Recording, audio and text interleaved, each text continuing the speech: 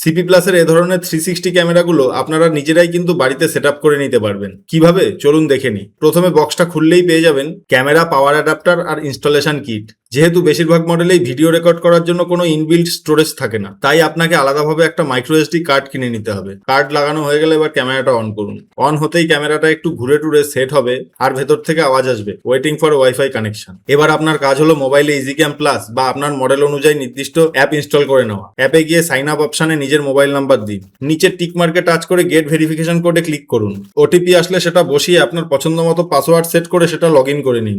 এবার অ্যাপের ওপরে প্লাস চিহ্নতে টাচ করুন। অ্যাপ যা যা প্রয়োজনীয় পারমিশন চাইবে সেগুলো অ্যালাউ করে দিন। এরপর আপনার ক্যামেরার মডেল সিলেক্ট করুন, যেমন আমার ক্ষেত্রে E41Q। এবার টিক মেরে নেক্সট করুন আর আপনার বাড়ির ওয়াইফাই কানেক্ট করুন। এখানে একটা গুরুত্বপূর্ণ বিষয় মনে রাখবেন, বেশিরভাগ ওয়াইফাই ক্যামেরা কিন্তু শুধুমাত্র 2.4 GHz ওয়াইফাই সাপোর্ট করে, তাই কানেক্ট না হলে রাউটারের 2.4 GHz নেটওয়ার্ক ব্যবহার করুন। এরপর আপনার মোবাইলের স্ক্রিনে একটা কিউআর কোড শো করবে। ফোনের ব্রাইটনেস কিছুটা বাড়িয়ে কিউআর কোডটা ক্যামেরার লেন্সের সামনে 6 থেকে 8 ইঞ্চি দূরে কয়েক সেকেন্ড ধরে রাখুন। কানেক্ট হতেই ক্যামেরার থেকে আওয়াজ আসবে ওয়াইফাই কানেক্টিং বা কানেক্টেড। এরপর ক্যামেরার একটা পছন্দ মতো নাম সেট করে দিন, ব্যাস আপনার ক্যামেরা রেডি। এখন পৃথিবীর যে কোনো জায়গায় মোবাইলের মাধ্যমে লাইভ দেখতে পাবেন।